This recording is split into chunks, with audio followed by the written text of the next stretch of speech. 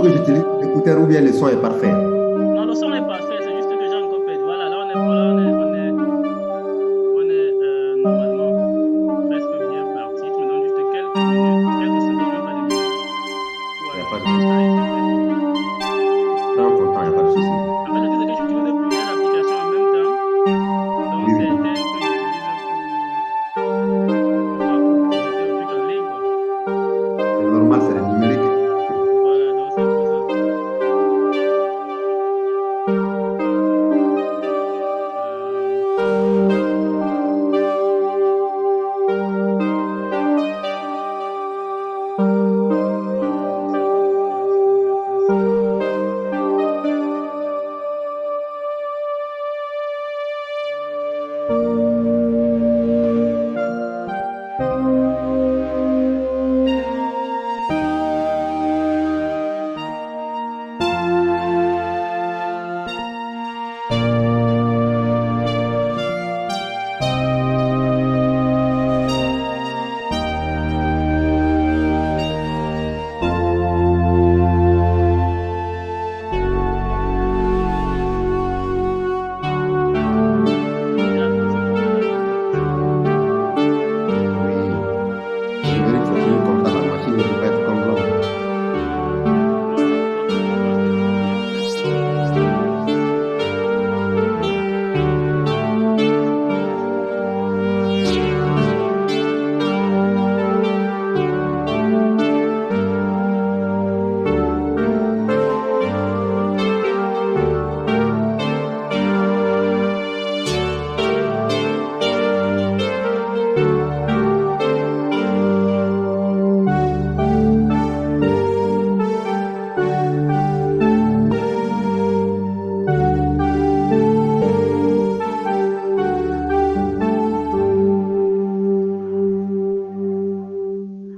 Je n'arrive plus à... Mais si tu regardes sur Facebook, tu vas voir que la page est effectivement en ligne. Mais je n'arrive Ouais. plus à capturer mon écran zoom. Parce qu'il faut que le logiciel puisse capturer le zoom pour qu'on puisse en fait le projeter en ligne. Je ne sais pas pourquoi ça fait ça. Peut-être qu'il faut aller en haut pour voir l'onglet réunion.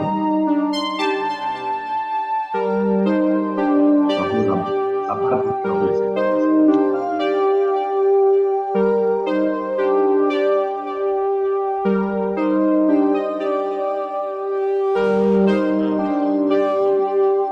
Ouais. Là, je crois que c'est bon. Hmm. On devrait y aller. Alors, est-ce que tu m'entends bien? Et oui, très bien. D'accord, donc on va débuter, hein? On va débuter. Attends, donne-moi une seconde. Ok, ok, Je déconnecte là du téléphone et puis on peut aller. d'accord. Ouais. Alors, tu es prêt? Oui. D'accord, parfait.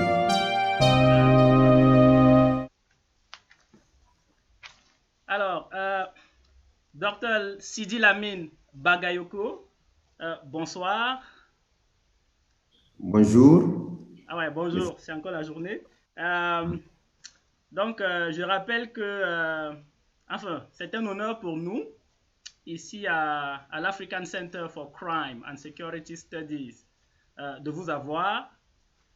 Euh, Notre entretien portera sur la situation sécuritaire au Mali, maintenant que le régime du président IBK, on va l'appeler comme ça, a été renversé et que les militaires ont pris le contrôle de la situation.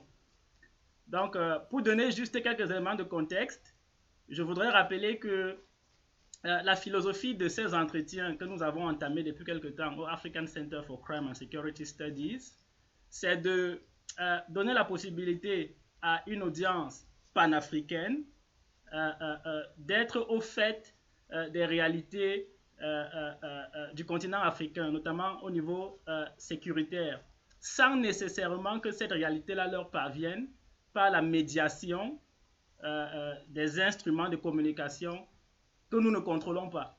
Je vais dire, pour savoir ce qui se passe au Mali, moi, à titre personnel, je dois me connecter à la télé ou à la radio, capter des chaînes qui appartiennent à des pays étrangers et je ne leur ai fait aucun procès. Certaines de ces chaînes sont extraordinaires dans leur couverture de l'actualité, mais on ne peut pas, en tant qu'intellectuel africain, renoncer à l'idée d'avoir un accès direct au terrain. C'est pour ça que nous avons entrepris cet entretien et nous donnons la parole à des chercheurs africains qui sont sur le terrain pour avoir, sinon une perspective différente, en tout cas une perspective dont on est certain quelle est celle du terrain et quelle est celle des Africains. Donc, Dr Sidi Lamine Bagayoko, une fois de plus, merci. Je vais rapidement vous présenter et ensuite on va faire notre entretien qui, on l'espère, va se dérouler ou bien va durer 1 heure ou un peu plus. Donc, pour ceux qui ne connaissent pas qui est le docteur Sidi Lamine Bagayoko, je rappelle que vous êtes enseignant à l'université des lettres et des sciences humaines de Bamako depuis, on va dire, 11 ans. Vous y avez été commis enseignant pour la première fois dans les années 2009-2010.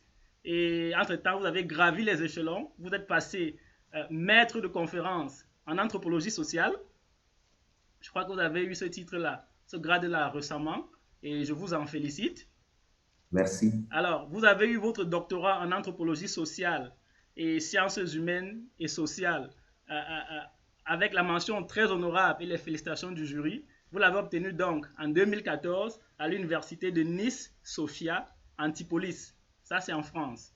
Avant cela, vous aviez étudié à l'Institut d'anthropologie visuelle de la faculté des sciences sociales de l'université de Tromsø, en Norvège. Donc, vous avez fait pas mal de chemins. Vous êtes né à Bamako, vous avez débuté vos études à Bamako, en tout cas au Mali. Mais après, vous avez fait plus ou moins le tour du monde. Entre-temps, vous avez aussi eu quelques responsabilités avec des organisations de la société civile. Je pense ici à World Vision. Et vous avez aussi servi pendant, je crois, 2 ans comme chef de département à l'Institut des sciences humaines de Bamako. Donc, vous avez publié de nombreux articles, notamment quelques-uns qui sont récents, des chapitres d'ouvrages notamment. Visual Studies of Community Schools in an Inner Suburb of Bamako. Ça, c'est publié dans The Paragraph Handbook of African Education and Indigenous Knowledge, édité par Abidogun et Falola. Ça, c'est un ouvrage intéressant que je recommande. À côté de ça, vous avez aussi publié, toujours cette année 2020, Gold Mining, Urban Growth and Poverty in Mali. Donc ça, c'est quelques-uns de vos articles récents. Il y en a plusieurs. On n'a pas le temps de tous les citer ici. Donc, Dr Sidi Lamine Bagayoko, pour une troisième fois, bonsoir. Et j'aimerais vous poser rapidement cette question d'introduction. C'est quoi la température à Bamako, particulièrement, et au Mali en ce moment? Et bonjour, docteur Tiwa. Et tout d'abord, je remercie le African Center of Crime and Security Studies d'avoir donné cette opportunité à un chercheur malien de parler de l'actualité politique un peu du Mali, du Sahel. Donc, pour répondre à votre question, la température au Mali, cet après-midi exactement, c'est que toute la population malienne retient son souffle car ça a dépassé le stade des rumeurs que le président de l'IRD, le chef de file de l'opposition, enlevé depuis 6 mois, plus précisément depuis le 25 mars 2020, pourra rejoindre sa famille très très prochainement. Et nous prions que cela se fasse ainsi, le plus rapidement possible, pour le bonheur de tous les Maliens, pour le bonheur de sa famille politique, ainsi que le bonheur de sa famille biologique. La deuxième actualité la plus brillante est que depuis quelques jours, les Maliens sont à l'attente de la liste du nouveau gouvernement de transition dirigé par le Premier ministre Mokhtar Ouane. Et je profite ici pour les féliciter et les souhaiter la réussite totale pour les 18 mois à venir pour jeter les bases, poser les jalons d'un Mali nouveau comme c'est réclamé par la population malienne de tous bords politiques, de tous bords social. D'accord. Merci beaucoup pour cette introduction. Vous avez dit que vous félicitez le Premier ministre de transition. Est-ce que je peux me permettre de vous demander pourquoi vous, à titre personnel, vous le félicitez? Est-ce que vous êtes satisfait de sa nomination? Est-ce que c'est un personnage qui fait consensus au Mali? Et en tant qu'anthropologue, si je me tiens aux faits, c'est-à-dire à la réaction de la population malienne, je peux me permettre de dire que c'est un homme qui ne fait pas du tout l'unanimité. D'accord. OK. Néanmoins, mais ça, ce sont des accusations et c'est de bonne guerre parce que même si nous sommes dans une phase de transition, la politique reste la politique. Donc, les contradictions, il faut toujours les accepter, même si nous sommes dans des régimes d'exception, entre guillemets. Mais cela dit, pourquoi, à titre personnel, je félicite ce Premier ministre-là?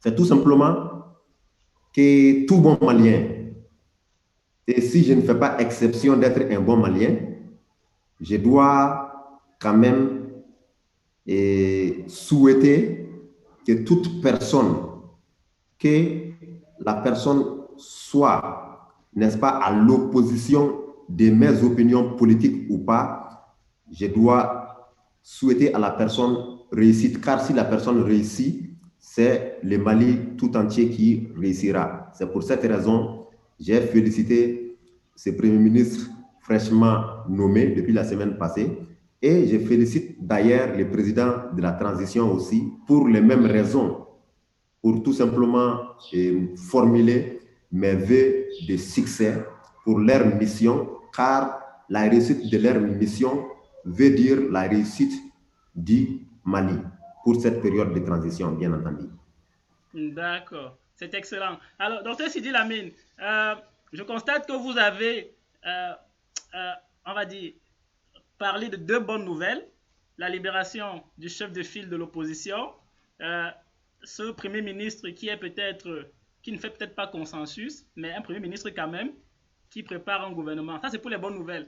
Alors, si de l'autre côté, hein, si on regarde les aspects, on va dire, est-ce que dans la population malienne, en ce moment, il y a des sources d'inquiétude? Est-ce qu'il y a, que ce soit au niveau sécuritaire, que ce soit au niveau économique, est-ce que vous, en tant qu'anthropologue, est-ce que quand vous essayez de tâter le pouls de la population malienne, c'est quoi leur crainte? Est-ce qu'elles en ont, ces populations? Oui, les craintes sont réelles au sein de la population malienne aujourd'hui.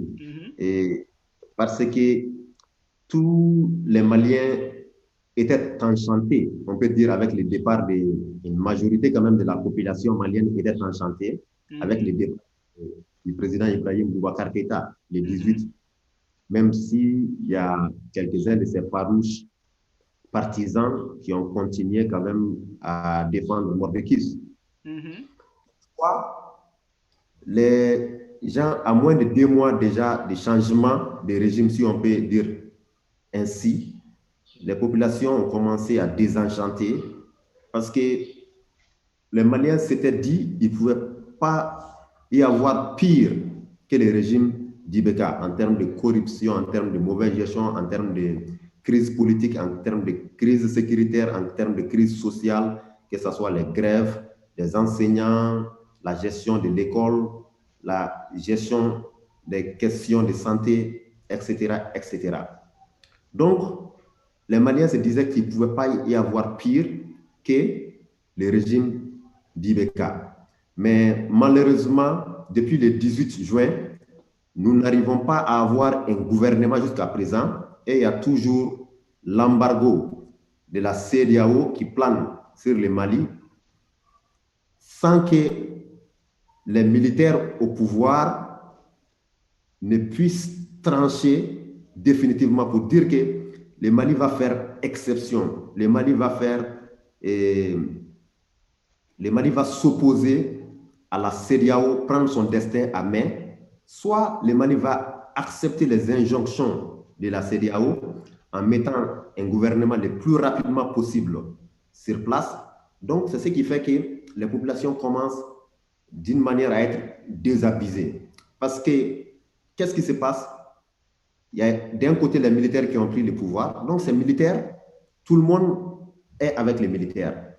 Que ce soit les caciques du pouvoir de l'ancien régime qui s'étaient regroupés au sein d'une organisation qu'on appelait CFR, c'est-à-dire la convergence des forces républicaines qui défendaient le régime Ibeka même après la chute, et le M5 RFP, le mouvement qui a commencé à s'implanter officiellement et pratiquement sur le terrain depuis le 5 juin jusqu'à la chute d'Ibeka. Donc, il y avait une forme de consensus autour des militaires au pouvoir. Parce que même ceux qui soutenaient Ibeka se sont dit, si vous voyez en réalité qu'il y a eu un renversement, pas seulement un renversement de la situation suite à un soulèvement d'une partie de la population civile et politique, mais aussi les militaires qui sont rentrés dans la danse, comme on le dit vulgairement, pour renverser le pouvoir, ça veut dire que quelque chose n'allait pas. Donc, il y a un consensus pour dire, maintenant, il faut féliciter et il faut encourager ces militaires-là pour que le Mali puisse aller sur de nouvelles bases. Mais du 10 juin à aujourd'hui, on peut dire en réalité qu'il y a une forme d'attente. Il y a une forme d'attente, on est en train d'attendre, il y a une forme de non-satisfaction jusqu'à présent. Les gens sont pressés de voir les sanctions, au moins de la CEDEAO, levées définitivement. Si on va dans le sens de la CEDEAO, qu'on les fasse le plus rapidement possible. Si on ne va pas aussi dans le sens de la CEDEAO, si les militaires veulent prendre le pouvoir et défier la CEDEAO, qu'ils le fassent. Donc la population veut savoir, n'est-ce pas, et de quelle direction le Mali va prendre pendant ces temps de transition. D'accord. Merci beaucoup, Dr Sidi Lamine. Si je vous ai bien compris, il y a comme deux camps au Mali en ce moment. Un camp qui inciterait, je dis bien si vous avez bien compris, les militaires à passer outre les injonctions de la CEDEAO et prendre l'ensemble du pouvoir, assumer les conséquences et implémenter la politique qu'ils souhaitent. Et un autre camp qui est plus modéré, qui voudrait que les militaires se conforment aux injonctions de la CEDEAO pour, on va dire, alléger l'effet et l'impact des sanctions sur les populations maliennes. Est-ce que je vous ai bien compris? Et que ce soit oui ou que ce soit non, comment est-ce que ces sanctions de la CEDEAO-là, en ce moment, impactent les populations maliennes? Comment est-ce que les Maliens vivent ces sanctions? Donc, voilà les deux questions que je vous pose. Oui, absolument. On peut dire de cette manière qu'il y a les pros, n'est-ce pas? Et pour qu'on puisse accepter les injonctions de la CEDEAO, qu'on puisse passer à autre chose, comme on le dit. Il y a d'autres aussi qui sont, on peut dire, pro-militaires, qui veulent que les militaires gardent le pouvoir, donc quelles que soient les conséquences, que les militaires restent au pouvoir. Donc, aujourd'hui, nous pouvons dire, avec déjà les premières semaines de sanctions, les Maliens sont en train de commencer à subir les conséquences de ces sanctions, c'est-à-dire la fermeture des frontières. D'accord. Qui consiste au fait que non seulement les produits ne sortent plus, et non seulement qu'on n'arrive plus aussi à importer un certain nombre de produits, c'est-à-dire le plus simple, c'est par exemple les aéroports. Les personnes d'abord, les personnes et les biens, mais les personnes d'abord qui n'arrivent pas à circuler normalement au sein de la CEDEAO. Donc ça crée une certaine asphyxie au niveau commercial, au niveau des affaires, parce que lorsque les hommes d'affaires n'arrivent pas à circuler normalement, donc les affaires aussi sont bloquées d'une certaine manière. Parce qu'on se rappelle, lorsque ces sanctions étaient à leur phase d'opérationnalisation, lorsqu'on mettait en place ces sanctions. Il y a un certain nombre de présidents, notamment des présidents Macky Sall, qui avaient plaidé pour que les hydrocarbures et puis les produits de première nécessité, c'est-à-dire la nourriture surtout, ne puissent pas faire partie de ces sanctions. Malgré tout, si vous faites un tour, par exemple, moi j'en ai fait au niveau du grand marché de Bamako, vous allez voir que des stocks d'autres produits qui sont recherchés avec les grossistes commencent déjà à se faire très rares. Et cela va créer, n'est-ce pas, un manque au marché, et cela va créer dans quelques semaines d'autres tensions sociales que nous ne pouvons pas, n'est-ce pas, mesurer l'ampleur tout de suite. Donc, nous pouvons tout simplement dire que la majorité de la population malienne attend à ce qu'il puisse avoir un gouvernement civil le plus rapidement possible et que les sanctions de la CEDEAO soient levées le plus rapidement possible pour que le pays puisse souffler et passer à autre chose. D'accord, parfait.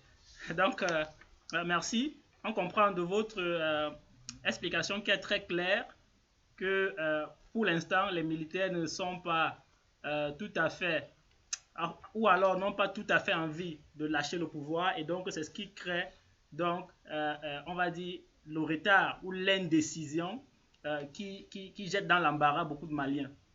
Donc, si vous permettez, docteur Sidi Lamine, ça c'était un peu pour l'introduction, pour prendre le pouls de la situation sur place là-bas au Mali. Maintenant, j'aimerais qu'on essaye d'aborder un peu le fond de la problématique malienne. C'est-à-dire que voilà finalement un pays qu'on croyait être sorti du cycle infernal de l'instabilité politique avec l'élection du président Ibeka, qui faisait suite, je rappelle, au renversement du président Amadou Toumani Touré et de la prise du pouvoir par le colonel Sanogo, qui a été forcé plus ou moins à céder ce pouvoir-là. Donc, avec l'élection d'Ibeka, on croyait le cycle d'instabilité révolu. Que non, quelques années après, on se retrouve avec ce mouvement du 5 juin consécutif à ce qu'ils ont perçu comme étant une espèce d'accaparement du pouvoir et des fraudes massives lors des élections. Moi, j'aimerais vous demander quelles sont, selon vous, les causes, finalement, de l'instabilité politique au Mali. Parce que quand on regarde, même quand on va au-delà même du régime d'ATT, depuis l'indépendance, en 67, on a eu un premier coup d'État. Ensuite, ça a duré un peu 20 ans, c'était de la dictature, mais c'est revenu ensuite. C'est quoi, quel est le regard que vous portez sur la problématique malienne? Pourquoi ce pays a autant de mal à sortir de ce cycle infernal de l'instabilité politique? Oui, et absolument. On va dire que les hommes ont failli depuis. Les hommes ont failli. Pourquoi? Parce qu'il n'y avait pas des institutions solides qui étaient en place, et nous pouvons comprendre. Parce qu'il faut tout mettre en place petit à petit. Même aux États-Unis, même si on dit que la Constitution américaine n'a jamais changé, mais il y a toujours eu des amendements. Donc, on peut garder une Constitution, mais il faut amender au fur et à mesure si on donne la possibilité de le faire. Le problème du Mali, en réalité, ce sont les institutions qui ont failli parce que, tout simplement, ce sont des institutions qui ont permis, ou même des hommes qui ont, si on peut le dire, se sont servis de ces institutions. Ce sont ces institutions qui ont été au service des hommes, pas au service de la population. Donc, tout le problème du Mali se résume en un seul mot, c'est les mensonges. On a beaucoup menti, mais si on peut être un peu plus diplomatique, on peut dire que nous nous sommes beaucoup trompés dès le début. Si vous voyez, par exemple, le Mali, tout le monde chante que le président Modibo Keïta, le premier président, était un patriote, il aimait tout ça. Je ne dis pas le contraire. Bien sûr qu'il aimait le Mali, il s'est battu, il a tout fait pour le Mali, pour ne pas mériter son sort, d'ailleurs finir en prison et mourir en prison avec les dictateurs. Mais quand on regarde, même le début, on a raté. Si vous voyez par exemple en 58, lorsqu'on donne la possibilité à certains États, n'est-ce pas, de prendre leur destin en main, en ce moment, on voit que les Modibo, ils ont dit non, ils n'ont pas voulu. On peut dire même qu'ils ont trahi Sékou Touré. Tout à fait. Parce qu'ils étaient courageux, ils allaient prendre aussi, n'est-ce pas, et le destin du Mali en main depuis 1958, au lieu d'attendre en 60. Mais maintenant, lorsqu'on donne, maintenant, l'indépendance n'a pas été arrachée comme la Guinée en a arraché. Oui. Donc, le Mali pouvait arracher son indépendance, à mon avis, depuis 1958, si c'était sur la vérité. Mais peut-être que ça n'arrangeait pas les dirigeants. Ils voulaient se faire seconder par la France qu'on insulte tous les jours. Aujourd'hui, n'est-ce pas? Donc maintenant, en 60, quand on donne la possibilité maintenant à tout le monde de prendre son indépendance, c'est en ce moment que les Modibo et autres prennent leur indépendance, l'indépendance du Mali. Donc, on va dire peut-être qu'ils n'étaient même pas prêts à assumer cette indépendance. Mais malgré tout, ils ont pris, ils sont sortis dedans, ils ont été très courageux dans beaucoup de domaines. Ils ont réformé le système éducatif, ils ont réformé le système militaire. Mais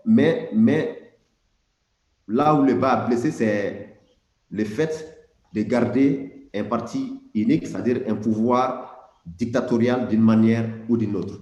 Le parti unique, on peut dire que ça a formé les gènes de la dissension, les gènes de la haine, parce qu'en réalité, les premiers crimes au Mali, ça a commencé avec le parti unique, avec Modibo Keïta, qui a fait assassiner certains de ses opposants politiques. Donc, il y a eu une scission déjà au sein de la population, il y a une scission déjà au sein de la classe politique, il y a une scission déjà au sein de l'intelligentsia. Donc, ceux qui étaient en ce moment des socialistes, ils étaient au pouvoir, et ceux qui voulaient une autre façon de gérer le Mali, c'est-à-dire qui voulaient être peut-être libéral ou peut-être capitaliste, qui étaient quand même proches du bloc capitaliste, c'est-à-dire les États-Unis et la France, étaient systématiquement traités de traîtres. Pour quelle raison? Parce que tout simplement, nous étions dans un contexte de guerre froide. Donc, ceux qui étaient avec le bloc soviétique, qui étaient les Modibo, qui étaient des socialistes, donc étant au pouvoir, cherchaient à exterminer automatiquement et systématiquement ceux qui étaient proches du bloc capitaliste, les États-Unis et la France, le bloc de l'Occident. Donc, c'est depuis cette histoire-là qu'il y a vraiment des problèmes profonds entre les Maliens. Et qui connaît l'histoire du Mali, depuis le Moyen-Âge, et même avant, depuis les grands empires comme le Ghana, et après l'empire du Mali, et après l'empire de Gao, ou l'empire Songhai, comme d'autres l'appelleraient. Donc, vous allez voir qu'il y avait des villes rayonnantes, et vous allez voir qu'il y avait une politique aussi rayonnante qui se répandait partout dans le monde. Pourquoi ces politiques, que ce soit le Ghana, le Mali, et même l'empire de Gao, pourquoi ça se répandait partout? Parce que le socle était le commerce, pratiquement le commerce international. Le Mali était connu pour le commerce international. Et cela a continué avec la colonisation, la période coloniale, et même après la période coloniale. Donc, ceux qui détenaient la réalité sociale, la réalité économique au sein de la population malienne étaient évidemment, notamment si vous lisez par exemple les articles de Claude Meyassou dans les années 60, vous allez voir que c'était les commerçants qui tenaient Bamako en réalité. Et si vous allez instaurer un régime socialiste dans lequel tout appartient à l'État, seulement à l'État, l'État gère tout, un État extrêmement fort, donc cela va asphyxier le commerce. Et le commerce étant asphyxié, donc les commerçants au niveau du grand marché de Bamako, les détaillants, qui ont toujours fait fonctionner ces pays, il y avait une forme de grogne, une forme de grogne souterraine, n'est-ce pas, qui n'était pas latente. Donc, avec cette grogne, il y avait déjà des coups d'État en Afrique, notamment au Ghana et d'autres pays qui avaient commencé à faire des coups d'État. Donc, les militaires aussi, qui étaient formés, qui continuaient à être formés en France, notamment à Fréjus et d'autres villes, avaient aussi senti qu'il y a un mouvement au niveau de la population, que c'est les partis uniques. Et au Mali, à Bamako, à l'époque, et partout dans le Mali, il y avait ce qu'on appelait les miliciens. Il y avait une milice qui appartenait, n'est-ce pas, au parti au pouvoir, c'est-à-dire au président de la République. Voilà. Donc, qui martyrisait la population en quelque sorte pour faire l'affaire du gouvernement en place. Donc, c'est tout cela tous ces facteurs-là qui ont convergé pour que le lieutenant Moussa Traoré, imaginez-vous qu'il n'avait que 32 ans à l'époque, en 1968, puisse s'emparer du pouvoir. Ce n'est pas parce que les gens faisaient confiance à Moussa Traoré et ses compagnons à l'époque, ce n'était pas parce qu'il était crédible, ce n'était pas parce qu'il était fort, ce n'était pas parce qu'il avait amené quelque chose qui donnait de l'espoir, mais c'est tout simplement que Modibo Keïta et son gouvernement, ils n'ont pas su changer en fonction de la direction du vent, c'est-à-dire en fonction des aspirations de la population qui était pratiquement asphyxiée par un socialisme, je peux dire, exacerbé, ou même un socialisme zélé. On pouvait peut-être créer notre voie de socialisme, n'est-ce pas, pour contourner, n'est-ce pas, les velléités et de prendre le pouvoir des jeunes militaires à l'époque. Est-ce qu'on peut faire confiance à un jeune militaire de 32 ans pour prendre la destinée d'un pays?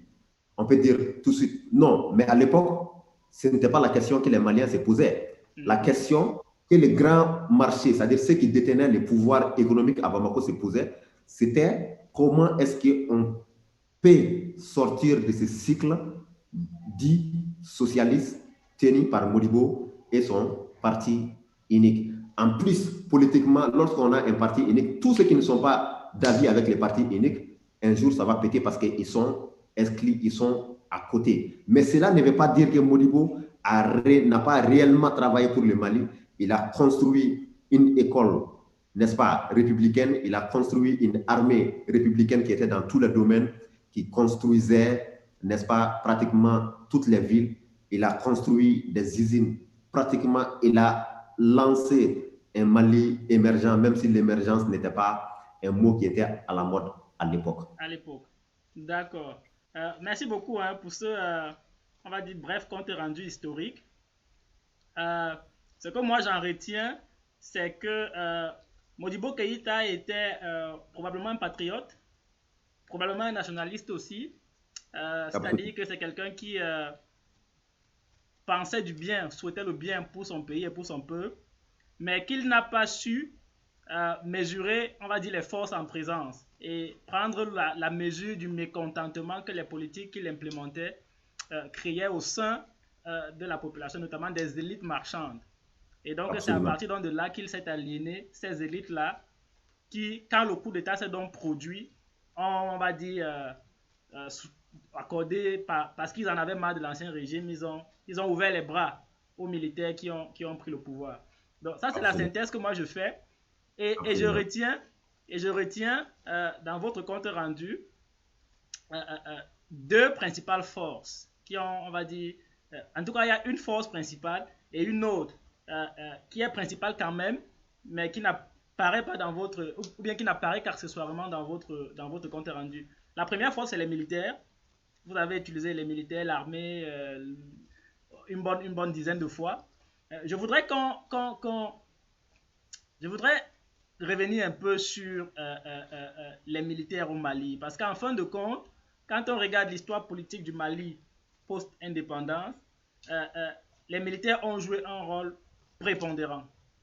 En fait, ils ont occupé quasiment tout l'espace politique.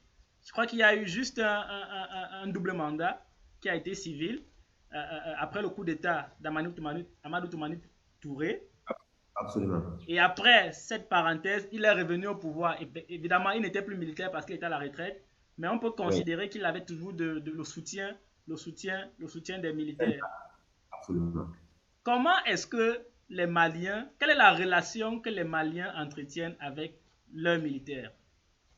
Je ne sais pas si la question est Oui, bien posée, mais l'idée c'est absolument. d'essayer de Absolument. comprendre comment les militaires sont parvenus à jouer un rôle aussi prépondérant. Est-ce que c'est uniquement parce qu'ils ont les armes et donc la force, ou est-ce que les militaires, quelque part, sont une extension de la volonté, des aspirations du peuple malien? Est-ce que les Maliens se retrouvent dans leur militaire ou se sont retrouvés dans leur militaire la plupart du temps? Absolument. C'est seulement la continuité de la narration que je viens de faire, Mhm, c'est-à-dire eh, l'origine même de l'instabilité politique du Mali mhm, et le début, comme je le disais, depuis le temps de Modibo. Donc, à partir de 68 maintenant, lorsque les militaires, à travers Moussa Traoré, se sont emparés du pouvoir, donc la population, on peut dire, était très heureuse. mhm, La population était très contente. C'est pour cela que la population a applaudi et a accueilli ces militaires-là. mhm. Donc, c'est cette histoire, c'est de là où l'histoire d'amour entre les militaires et les civils ont commencé. On peut dire que les militaires font partie intégrante de la société malienne parce que les militaires sont d'abord, ils viennent des familles, ils viennent de cette population. Donc, on ne peut pas faire une différence entre militaires et civils dans la forme, mais dans le fond, c'est autre chose. Il y a une façon de penser quand même militaire et une façon de penser civile. Donc maintenant, lorsque les militaires ont été applaudis, ce n'était pas parce que les militaires étaient efficaces ou pas, mais quand même, les populations ont su partout à l'intérieur du Mali que les militaires pouvaient changer, que les militaires pouvaient libérer. Ils ont libéré la population malienne à cette époque-là du joug du parti unique et du joug du socialisme qui pouvait être considéré par d'autres comme étant forcé parce que n'étant pas habitué. Hein, nouveau, étant comme un nouveau système pour beaucoup de couches, beaucoup de Mhm. personnes au sein de la population. Donc maintenant, Moussa Traoré, il est resté comme ça au pouvoir. Il avait même promis, n'est-ce pas, qu'ils sont venus seulement pour changer, pour libérer la population. Donc la population avait applaudi pour cette raison. Mais ils ont pris goût Au du pouvoir, pouvoir, ils sont comme restés, c'est souvent le cas. comme c'est souvent le cas toujours, on sait, le pouvoir absolu corrompt, pour citer Alpha Blondy, n'est-ce Absolument. pas? Tout à Donc, fait. ayant gardé le pouvoir, donc on peut dire que le pouvoir les a absolument corrompus parce que qui dit pouvoir militaire dit un peu pouvoir libéral et qui dit, on peut, il y a certains qui ne seront pas d'accord d'un point de vue théorique, mais absolument, on sait quand même que les pouvoirs militaires, je ne dis pas un chef militaire, comme dans les cas par exemple, des guérillas où on mène une guérilla pour prendre le pouvoir. Je ne parle pas de ça. Mais je parle des cas de coups d'État militaires où une institution prend le pouvoir comme coup d'État. Donc, et les régimes socialistes, il y a une différence. On sent que ces militaires-là sont toujours du côté occidental. C'est pour cela qu'il y a toujours une accusation derrière qui dit que c'est la France qui pousse à travers les mercenaires pour faire des coups d'État et puis encourage les jeunes militaires qui ont été formés sur son territoire, ainsi de suite. Donc, les militaires, quand même, ont libéré économiquement, on peut dire, le pays. Donc, ils ont commencé d'abord à sortir du franc malien. Je ne dis pas économiquement que le franc malien était un frein, mais Mhm. quand même, le fait que le Mali est sorti du franc malien, ce n'est pas que la population ait apprécié, mais ceux qui détenaient les rênes du pouvoir économique, c'est-à-dire les grands marchés et ils ont applaudi. Ils ont dit que nous allons rétablir facilement les relations commerciales avec les pays limitrophes comme la Côte d'Ivoire, le Sénégal, le Burkina Faso et autres. Donc maintenant, ils ont applaudi. Mais Moussa Traoré, il est resté au pouvoir jusqu'en 1977, c'est-à-dire 9 ans après que les premières grognes sociales encore ont commencé. Et il s'est dit, parce qu'il n'y avait rien, c'était un pouvoir d'exception, c'était un régime d'exception. Aucune liberté de manifestation, aucune liberté politique, voilà, rien du tout. Absolument. Et on n'avait même pas défini quel régime c'était là. On n'avait même pas défini c'était quel régime qui était là. Donc, on est resté jusqu'en 1977. En 1977, il a maintenant décrété la deuxième république, n'est-ce pas? En décrétant maintenant cette deuxième république, il est allé jusqu'à créer un parti unique. Et pourquoi créer ce parti unique-là? Pour faire intéresser les civils qui voulaient faire de la politique, qui voulaient aussi participer à la gestion du pouvoir pour les intéresser. Donc, c'était pour créer maintenant une assemblée nationale, c'était maintenant pour créer, n'est-ce pas, les mairies, et même s'il y avait le gouvernement déjà qui était géré en majorité par des civils, notamment les civils qui étaient dans le gouvernement de Modibo Keïta, et avec quelques militaires du CMLN qui étaient des comités militaires pour la libération nationale à l'époque. Donc maintenant, on peut dire que c'est le régime militaire qui a commencé à corrompre les civils parce qu'ils sont partis pour recruter, que ce soit au sein des enseignants qui étaient majoritairement acquis à la cause du régime socialiste et de Modibo Keïta. Donc ils les ont recrutés et maintenant ils les ont fait rentrer dans les partis uniques qui était l'IDPM à l'époque. Et Moussa Traoré était le président de l'IDPM.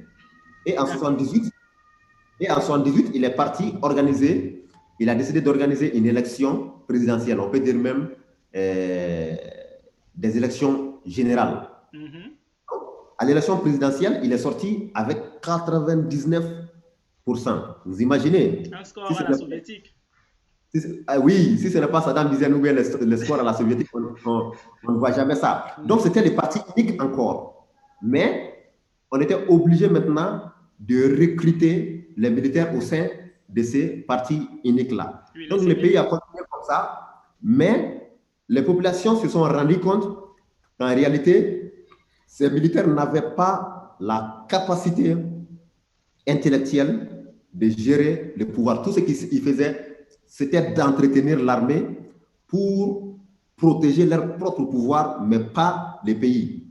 Donc, c'est de cette manière qu'il y a eu d'abord la fuite des cerveaux. Tous les bons enseignants maliens qui étaient formés à l'époque par les colons et par la suite par le pouvoir socialiste de Modibo Keïta ont commencé à s'exiler, notamment en Côte d'Ivoire, au Gabon, au Burkina Faso, pour aller enseigner. Donc, c'était le cas pour beaucoup d'autres intellectuels. Et par la suite, dans les années 80, il y a eu maintenant la floraison d'autres formes de syndicats, par exemple les syndicats des enseignants, notamment, et des étudiants, dirigés à cette époque par un certain Abdul Karim Kamara Di Cabral, qui fut tué d'abord, d'ailleurs, en prison par les militaires. Donc, ces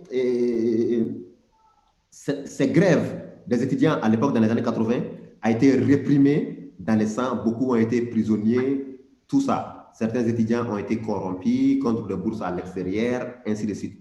Donc, c'est comme ça que le régime militaire s'est enraciné à l'intérieur. Donc, maintenant, encore beaucoup d'étudiants ont fui le pays à l'époque. C'était les Tcheblin Dramé, qui était encore récemment ministre des Affaires étrangères sous IBK, et beaucoup d'autres qui ont fui le pays, qui sont partis étudier, d'autres sont restés, et il y a beaucoup d'autres groupes. Il y a, par exemple, il y avait un orchestre très, très célèbre au Mali, qui était dirigé par le célèbre animateur de TV5 et musicien Bongana Maïga, par exemple. Et tous, ils ont fui le pays et à cause de la dictature, à cause de la façon de gérer les affaires publiques du régime militaire de Moussa Traoré. Donc, le pays a été fortement affaibli. Donc, ajoutez cela, si on va vers les années 1984, par exemple, vous allez voir et que les institutions de Bretton Woods, à l'époque, vont exiger à beaucoup de pays pour qu'ils puissent avoir, n'est-ce pas, des financements, qu'ils puissent dégraisser leurs fonctions publiques. Alors, à l'époque, le Mali, avec un pays de 8 millions d'habitants environ, même moins, avait l'habitude de recruter directement ses sortants de son école normale d'administration, de ses écoles de formation des enseignants, de l'ENSUP, directement dans la fonction publique. Donc, c'est à partir des années 82-84 là qu'on a commencé à ne plus recruter, au contraire même à demander à certains d'aller à la retraite anticipée et la fonction publique. Donc, c'est l'éducation qui a fait les frais.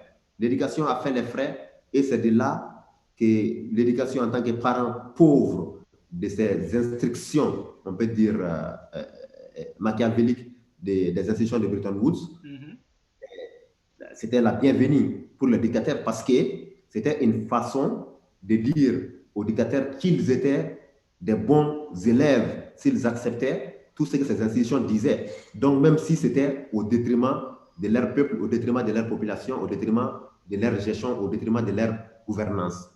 Donc, maintenant, la grogne a continué, l'école s'en allait plus, les autres couches, les fonctionnaires pouvaient faire des mois et des mois sans être payés, même si les gens pensaient qu'il y avait une certaine qualité au niveau de l'école, que les étudiants, les élèves avaient un niveau très élevé, et ce qui était très normal parce qu'à l'école, ceux qui ont été formés pendant le temps de Modibo, c'est eux qui étaient encore à la manette, mais la destruction maintenant qui a été faite au niveau de l'école dans les années 80, qui va sortir dans les années 90 et dans les années 2000, et maintenant le Mali est en train de faire les frais au niveau de la baisse drastique du niveau des étudiants et des élèves à cause, n'est-ce pas, de cette très mauvaise gestion des années 80-90 de l'école avec, n'est-ce pas, le fait d'abandonner, on peut dire comme ça, les enseignants et le fait d'abandonner ce secteur qui était l'école. Donc maintenant, on est parti juste dans les années 90, 91 jusqu'à 91 maintenant, que les étudiants, les élèves étudiants sont devenus, on peut dire, très forts, très solides, et qui se sont, n'est-ce pas, greffés au mouvement populaire de l'époque, qu'on appelait le mouvement démocratique, qui est arrivé, n'est-ce pas, à mettre dos au mur le gouvernement de Moussa Traoré à l'époque, jusqu'au coup d'État, où Amadou Toumani Touré est venu au pouvoir. Donc, voyez-vous, donc de 1968 à 91 jusqu'à 22 mois, 22 ans, disons, et quelques mois, presque 23 ans, les militaires sont au pouvoir. Donc, obligatoirement, dans l'imaginaire collectif des Maliens, dans l'imaginaire collectif même des militaires, des hommes en tenue, en uniforme, le pouvoir même, c'est eux qui incarnent le pouvoir parce qu'ils sont restés très longtemps. Pour faire sortir de la tête des militaires, c'est extrêmement difficile.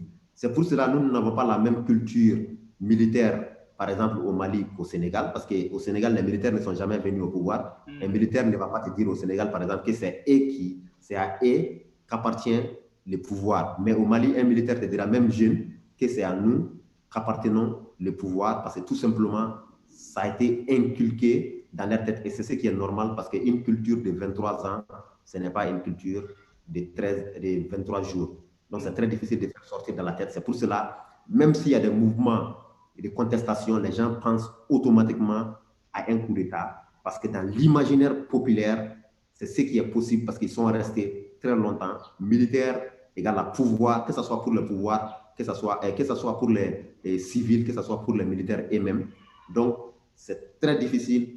Il faut tout simplement, et il faut obligatoirement des institutions fortes pour sortir et pour ne plus retourner dans cela. Et malheureusement, on peut comprendre, en 1991, lorsqu'on sortait de la dictature de 23 ans, on a fait pratiquement un copier-coller en changeant un peu certains articles en fonction des réalités du pays. Par exemple, en incluant le fait que les martyrs de 1991, n'est-ce pas, et tout l'effort que les martyrs de 1991 ont effectué pour l'instauration de la démocratie. Donc, nous pouvons dire que la constitution de 1991 peut être considérée même comme un joyau à l'époque. Parce que quand on sort d'un régime de parti unique et on se retrouve, n'est-ce pas, avec une troisième république, avec une constitution, quel que soit l'état de cette constitution, il faut déjà saluer les progrès. On peut se dire qu'il y a un progrès absolument. Donc, c'est ce qui a conduit au Mali d'avoir un président monarque. Et quand on sait que nous n'avons pas les mêmes histoires, que nous n'avons pas les mêmes pratiques politiques, nous n'avons pas les mêmes déontologies politiques, on peut même le dire. Donc, avoir des défaillances. C'est pour cela, moi, je dis haut et fort et je dis partout que le président Konaré a été un grand président parce que après 23 ans de pouvoir militaire, arriver à faire 10 ans, n'est-ce pas, malgré des problèmes, arriver à finir les 2 mandats de 5 ans, vraiment chapeau, parce que les militaires étaient toujours là aux aguets, parce que les pouvoirs, ils se sont confondus même avec les pouvoirs encore. Et oui, absolument. Et si vous me permettez, oui, allez-y. Si vous me permettez, pourquoi ces liens, pourquoi cette osmose, même si ce n'est pas volontaire, entre la population civile et les militaires est restée? Parce que le militaire Amadou Toumani Touré, qui était parti à la retraite, est revenu prendre le pouvoir. Il aurait dû rester à côté comme conseiller ou comme garde-fou. Mais il a pris goût au pouvoir pendant la seule année qu'il a fait au pouvoir, pendant la transition. Il est revenu au pouvoir. Et c'est tout cela qui a créé le problème au Mali, parce qu'il a balayé, on peut dire, la classe politique, il a décrédibilisé la classe politique. Ce n'est pas que la classe politique ne faisait que du bien ou la classe politique ne faisait que du mal. Ce n'est absolument pas ça. Sinon, Alpha Konaré n'allait pas pouvoir faire 10 ans. Il a décrédibilisé la classe politique. Il a essayé de venir même sur les ruines de la classe politique. Et on a même truqué, parce qu'on a volé les résultats de l'élection et de ces élections. On parle cette année, en 2020, du tripotage et du tripatouillage des résultats des élections, mais ça a commencé depuis 2002, lorsqu'on a donné les résultats à Amadou Toumani Touré, qui était, à l'époque, tenez-vous bien, un simple indépendant et qui bat les partis au pouvoir et tous les partis qui étaient en face. Donc, il faut... Ça, c'était vraiment très curieux, même si nous étions à l'époque. Je peux me rappeler, par exemple, il y a un célèbre éditorialiste à l'époque du républicain, Adam Cham, qui avait 500 000 voix qui avaient été retirées, n'est-ce pas? 500 000 voix avaient été retirées d'un candidat, en l'occurrence Soumaïla Cissé, qui est détenu otage aujourd'hui, qui était candidat, qui a fini deuxième. Donc, on avait retiré 500 000 voix, n'est-ce pas, pour fraude ou d'autres raisons, juste pour qu'un militaire puisse retourner au pouvoir. Et c'est ça qui a créé, ou c'est ça qui a continué à créer les germes, n'est-ce pas, du pouvoir militaire au Mali. Parce que si les civils avaient continué et que les militaires étaient là comme garde-fous et garants, on pouvait même chercher depuis cette époque-là à réformer, n'est-ce pas, les institutions, à changer la constitution sans qu'on puisse accuser celui qui est au pouvoir. Mais malheureusement, quand ATT est venu au pouvoir, c'est ça qui a amené, avant la fin de son mandat, n'est-ce pas, on était en mars déjà, C'est vrai, il y avait quelques problèmes au nord du Mali, notamment à Aguelov, on avait égorgé des militaires maliens. On va, si vous permettez, docteur Sidi Lamine, on va revenir sur la problématique du nord. Absolument. Mais avant, je voudrais juste vous, pas nécessairement vous relancer, mais vous inviter à peut-être explorer d'autres forces politiques qui sont présentes au Mali. Je veux dire, nous autres qui ne sommes pas maliens, on a par exemple découvert que la contestation contre le président Ibeka était portée en tout cas le leader du mouvement, qui a finalement, on va dire, obtenu sa chute, même si les militaires sont intervenus à la dernière minute, était plutôt un imam, c'est-à-dire un leader religieux.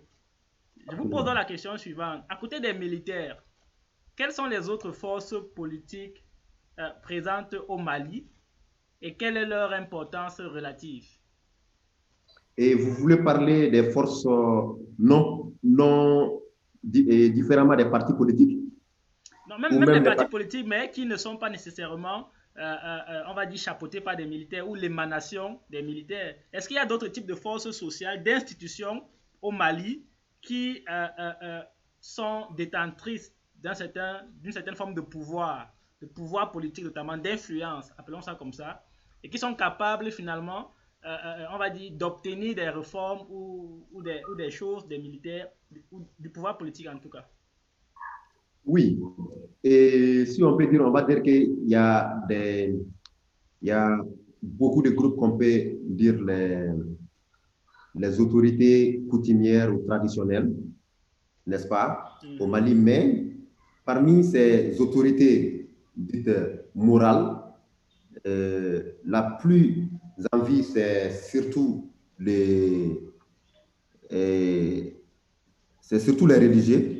Mhm. Et nous faire un rappel encore depuis 1968, si vous voyez que le régime militaire a été soutenu parce que ce régime avait le soutien des religieux. Car si vous voyez au Mali, les pouvoirs religieux, même si ce n'est pas un pouvoir directement, quand même, les religieux vont toujours main dans la main avec les milliers du grand marché, c'est-à-dire les milliers commerçants. Pourquoi? Parce qu'en général, il y avait une division des classes, même si cette division n'était pas latente, c'était sous-entendu. Cette division des classes, c'était quoi? C'était des lettrés, n'est-ce pas? Des lettrés qui sont partis à l'école française, entre guillemets, qui étaient soit des commis ou qui étaient les responsables de l'administration après la colonisation. Et de l'autre côté, il y avait ceux qui étaient partis, n'est-ce pas, dans des écoles coraniques, qui étaient soit des marabouts, mais qui étaient des responsables musulmans, Mhm. qui pensaient que de l'autre côté, les autres là étaient occidentalisés, n'est-ce pas? Ils étaient occidentalisés. Et de l'autre côté, c'était comme c'est eux qui étaient des musulmans. Et ces musulmans-là, ils avaient comme activité le commerce. D'accord. Ils avaient, le commerce, c'était des détaillants, des grossistes, ainsi de suite. Tandis que les lettrés de l'école française étaient des administrateurs. Donc, il y avait cette différence qui était visible depuis dans les années 60. Donc, maintenant, pourquoi l'autre a pu avoir le pouvoir, c'est l'autre camp qui était les lettrés de l'école française, parce que tout simplement, les militaires se sont servis indirectement, n'est-ce pas, du mécontentement de ceux qui pensaient qu'ils ne faisaient pas partie de l'élite politique et de l'élite intellectuelle, étant donné qu'ils ne sont pas partis à l'école française, mais ils ont fait ce qu'on appelle les médersas ou les écoles coraniques et ils se sont donnés comme activité Le commerce. activité commerciale. Donc c'est pour cette raison qu'ils ont continué. Ils ont continué, par exemple, quelqu'un comme l'imam Mahmoud Diko, si vous le voyez, il fait partie du mouvement démocratique de 1991. Il était associé à tout. C'est lui-même en 1991, lorsqu'on dit de lire, par exemple, de faire un prêche, Mhm. n'est-ce pas, pour la paix au Mali, pour le retour de la stabilité. L'imam, à l'époque, peut-être qu'il n'avait même pas 45 ans, c'est lui qui lisait devant le palais de congrès, l'actuel centre international de conférence de Bamako, n'est-ce pas, le Coran pour la stabilité du Mali, pour dire jusqu'à quel point il était déjà imprégné dans la réalité des choses. C'est ce qui fait qu'il n'a pas peur des acteurs politiques, que ce soit de l'opposition et ceux qui détiennent des pouvoirs, et même militaires, parce qu'il se dit qu'il connaît la réalité, il connaît comment les régimes ont changé. Il était au cœur de tout. Et c'est après, maintenant, qu'il est devenu, pendant des années, secrétaire général de l'AMIPI, c'est-à-dire de l'association malienne des musulmans, et après la création euh, et- et- et de ce qu'on appelle la fédération même de tous les musulmans, dont il est devenu aussi le président après. Et donc, l'imam Mahmoud Diko est une personnalité incontournable, pas seulement parce qu'il a eu ses responsabilités au sein de ces associations musulmanes, mais tout simplement, il s'est toujours tenu comme rempart de la République d'un point de vue moral. Donc, il a commencé cela en 2009, par exemple, lorsque le président Amadou Toumani Touré voulait mettre en place un code de la famille, n'est-ce pas, qui donnait beaucoup de pouvoir, n'est-ce pas, aux femmes, non seulement, et qui disait même que les personnes qui font les mariages, et si le mariage n'est pas fait au niveau de la mairie, l'enfant même ne peut pas être considéré comme un enfant légal par la loi. Donc, avec la colère de l'imam Mahmoud Diko, et qui est parti chercher, n'est-ce pas, le soutien des shérifs de Nyoron, qui est aussi un leader historique, n'est-ce pas, d'une autre tendance de l'islam au Mali. Donc, pour faire cette lutte, et il a gagné haut la main cette lutte parce qu'en une journée, il a rempli le stade 26 mars, ce qui n'avait jamais été fait par un homme politique ou un leader associatif auparavant. Donc, lorsqu'il a gagné ces paris, c'est-à-dire le fait de faire reculer le président de la République qui avait fait déjà voter une loi devant l'Assemblée nationale, mais qui a retoqué cette loi déjà votée, qui est revenue en arrière. Donc, il est devenu une figure de proue. Donc, il était considéré dans tout. Et encore, du fait, au Mali, c'est pour répondre clairement à votre question, au Mali, il y a quelque chose que les gens, et les observateurs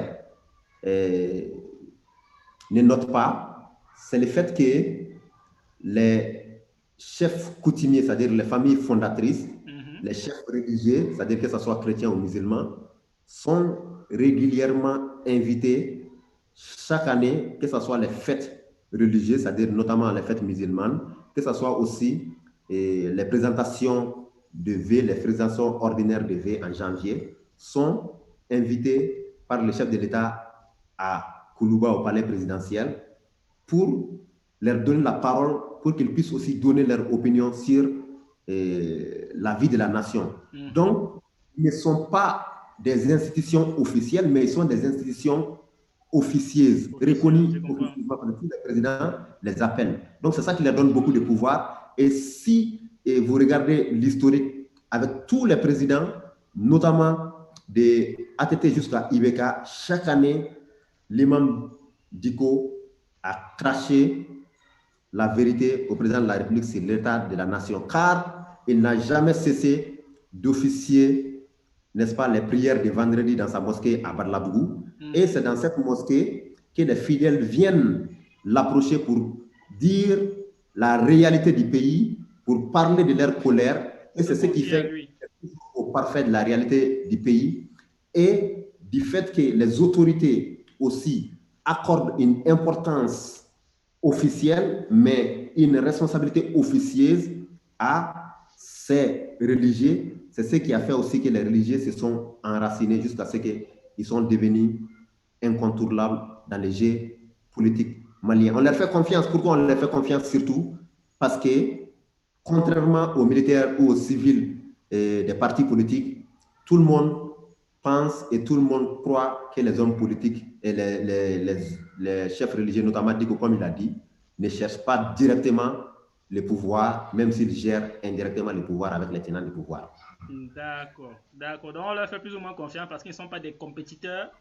Les hommes politiques ne les voient pas comme des concurrents, mais plutôt comme des alliés, des circonstances qui vont les aider à parvenir à leur fin. Donc je retiens que comme contre-pouvoir au Mali, ce qui vous vient immédiatement à l'esprit, ce sont ces leaders religieux qui ont une très grande base, qui pour certains ont démontré, on va dire, leur attachement au peuple à travers leurs actions passées, comme l'imam Diko. Peut-être je vais vous poser une question, peut-être pour une réponse brève, pour qu'on ne revienne plus sur ce point. Est-ce que vous pensez que cet imam, l'imam Diko, aura la capacité, ou est-ce que vous pensez qu'il sera capable finalement, pendant cette période de transition, de fonctionner un peu comme un contre-pouvoir face aux militaires qui, comme on le constatait, semblent, on ne va pas leur faire des procès d'intention, mais semblent plutôt vouloir trouver les moyens de rester un peu longtemps, sinon très longtemps. Est-ce que vous pensez qu'un personnage comme l'imam Diko peut être utile dans cette transition?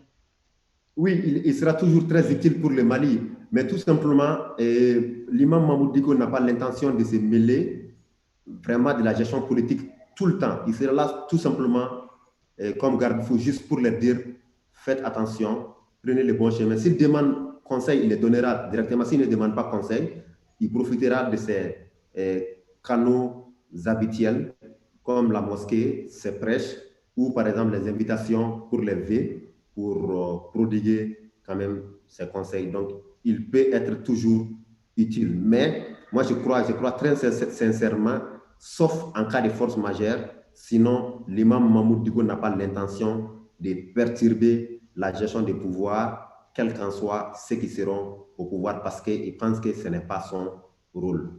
D'accord. Ok. Merci beaucoup, hein, Dr Sidi Lamid Bagayoko. Je propose qu'on aille un peu plus vite.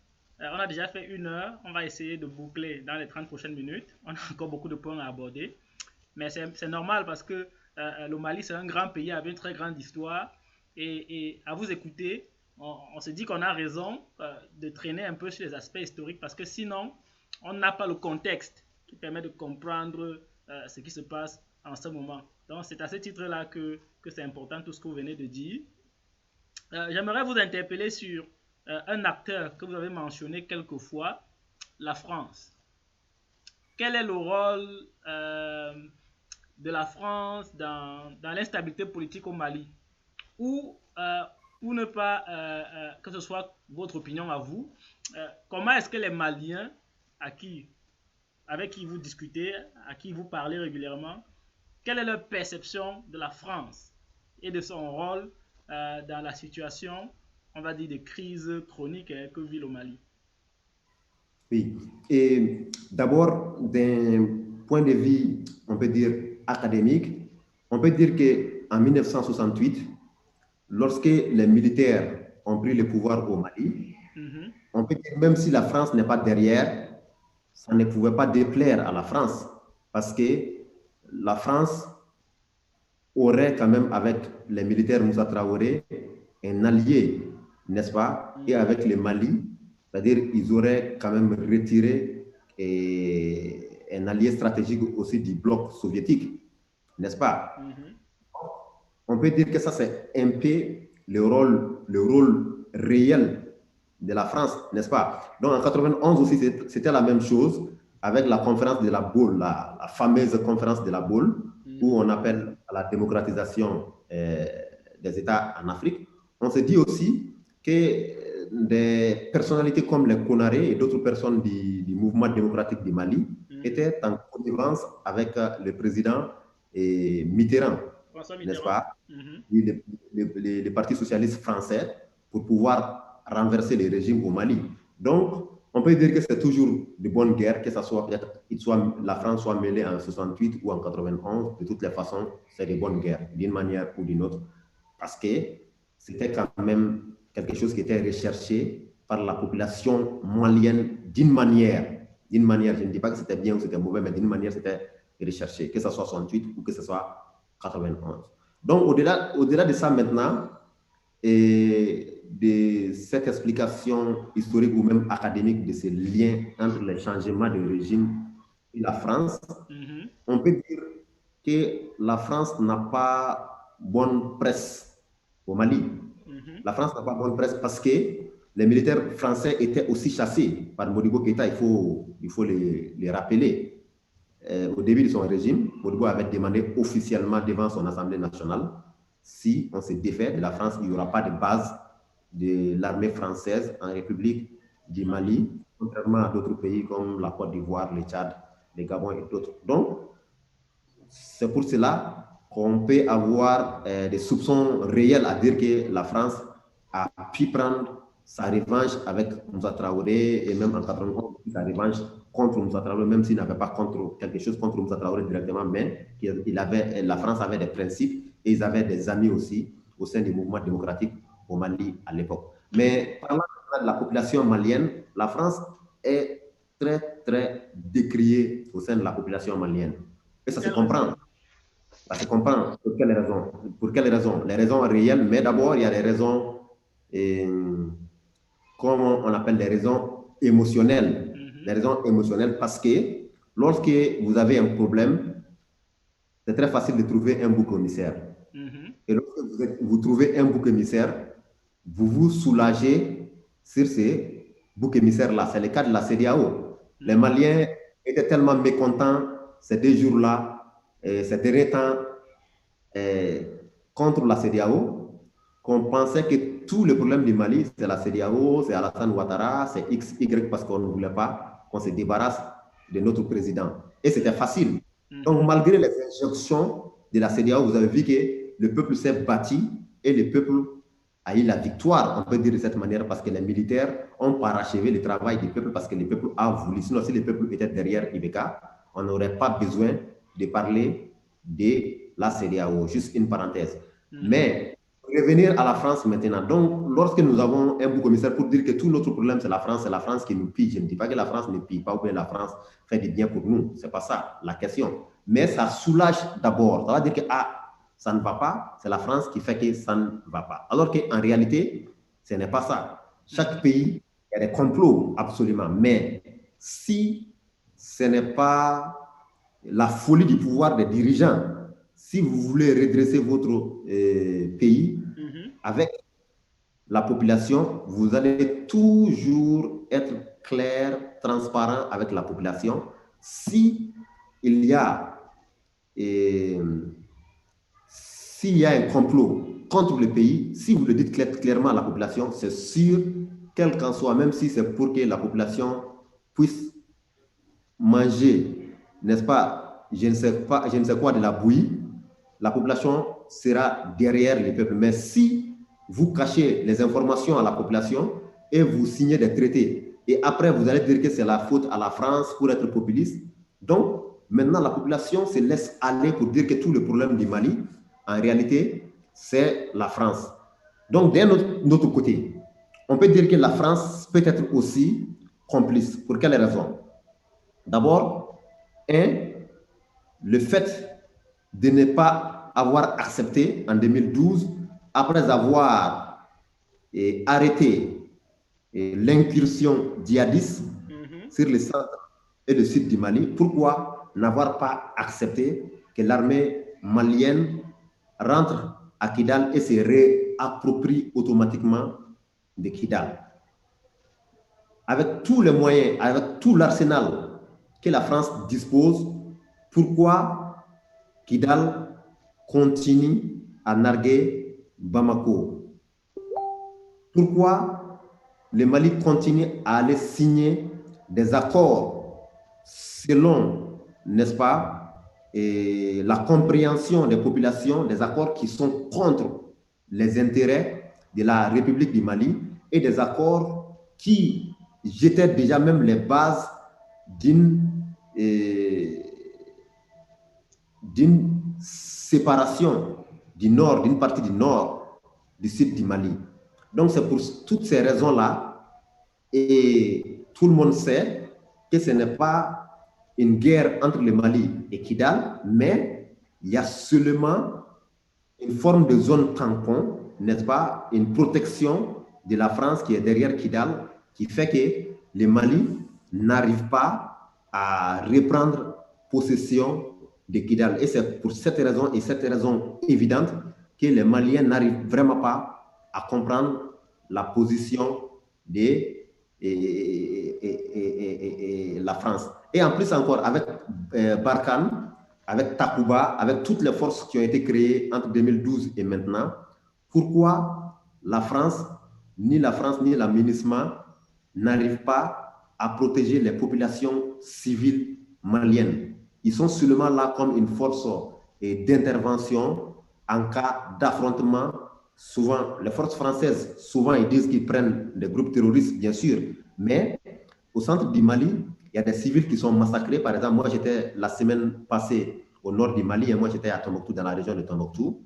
Pour quitter, par exemple, entre Tombouctou et Mopti, par exemple, la ville de Gundam ou la ville de Diré, qui ne font que, et même de Niafunke, qui ne font qu'une petite centaine de kilomètres entre ces villes-là et Mopti. On ne peut pas faire le trajet par la route pour cause d'insécurité. J'étais obligé de prendre le bateau et un bateau qui part à 15 km l'air, donc de faire obligatoirement le tourisme sur le fleuve, ce qui est d'ailleurs très beau. Mais imaginez la souffrance des populations. Je vais vous donner un exemple concret. Par exemple, la ville de Diré, où j'étais par exemple. Oui. Diré et Tombouctou, ça ne fait que 90 km. Et Diré et Gundam, ça ne fait que 45 km. Mais pour aller à Diré et Gundam, qui ne fait que 45 km, vous pouvez faire 4 heures de bateau. Et pour faire Tombouctou-Diré, n'est-ce pas, qui ne fait que 90 km, vous allez vous retrouver, n'est-ce pas, environ 7 à 8 heures de bateau. Donc, vous imaginez la souffrance des populations. Parce que dans ces zones-là, lorsque vous prenez, par exemple, les transports en commun qui n'existent d'ailleurs plus, ce sont des pick-up qui sont, la plupart des temps, des pick-up qui sont conduits par des chauffeurs Touareg ou Arabes, parce que ils peuvent prendre les risques, ils savent ils parlent le même langage que les terroristes et les djihadistes qui sont dans la zone. Donc, ils prennent quand même des personnes pour faire le trajet avec des personnes qui s'engagent à faire ce trajet à leur risque et péril, sachant tous les dangers sur le trajet. Mais toutes les autres personnes qui ne prennent pas les risques, c'est quand même rapide parce que Tombouctou, Diré ou Tombouctou, Gundam, par exemple, vous pouvez le faire en 1 heure de temps avec ces voitures-là. Mais avec les bateaux, c'est pratiquement 24 heures de temps. Pour vous dire un peu jusqu'à tel point il y a de l'insécurité dans cette partie centre et nord du Mali. Donc, les Maliens se posent... En dépit, vous dites, de la présence des forces armées françaises et de qui toutes les autres missions internationales qui sont sur place. Absolument, qui sont partout. Donc maintenant, avec la reprise des écoles dans ces zones-là où j'étais, on a repris les écoles en octobre, en septembre, en mi-septembre, on a repris les classes. Vous imaginez que pratiquement 30 à 50% des enseignants ne sont pas retournés dans ces zones-là parce que tout simplement pour raison d'insécurité. Parce qu'il y a beaucoup d'enseignants qui se disent tant que le préfet ou le sous-préfet ne sont pas dans les zones, nous aussi, nous ne pouvons pas aller en classe, sinon il y a danger. Mais malgré tout, les populations maliennes, moi, je profite pour les saluer, pour les féliciter. Ce sont des populations très courageuses. Vous allez dans la ville de Gundam, vous allez dans la ville de Diré, ce sont des villes qui sont encore très peuplées. Les gens vaguent à leurs activités, au petit commerce, malgré la hantise quand même de l'insécurité, parce qu'on peut être attaqué même dans... Alors, docteur Sidi, vous avez indiqué que le rôle, en tout cas la politique de la France au Mali n'est pas comprise par les Maliens. La question que moi j'ai envie de vous poser, c'est comment est-ce que la France justifie auprès des autorités maliennes, bon, peut-être que ça c'est secret, mais en tout cas, comment est-ce que la France communique sur les options qui sont les siennes dans le Nord Mali? Quel type de message est-ce que la France envoie aux populations maliennes par rapport aux initiatives qu'elle prend dans la région, dans la zone du Nord, par rapport à son positionnement simplement comme force intermédiaire, comme force tampon, et notamment eu égard à un certain nombre de rumeurs, parce que moi j'étais à Bamako en janvier, et tous ceux avec qui je me suis entretenu me disaient que voilà, même la même n'a pas le droit d'entrer au nord, que la raison principale, bon, les théories du complot, hein, ce serait que la France est en train d'y extraire de l'or et tout, et tout, et tout, que la région est très riche, enfin bref, qu'il y a des enjeux économiques qui sont liés à des minéraux précieux. Comment est-ce que c'est quoi le message qu'est-ce que la France, elle a dit aux Maliens par rapport au choix qu'elle fait dans la partie du Nord? Bon, et la France dit déjà qu'elle soutient le Mali Mhm, et superficiellement, quand on voit à la surface, ça c'est une vérité, il y a une bonne communication là-dessus, même pour soutenir comment on appelle ça, les motions au niveau des Nations Unies, mhm, pour défendre, pour renouveler les mandats de l'administration au niveau du Mali. C'est la France qui soutient et qui connaît le poids diplomatique de la France. Donc la France fait de son mieux parce que mhm, la France réussit absolument et toujours de ses côtés.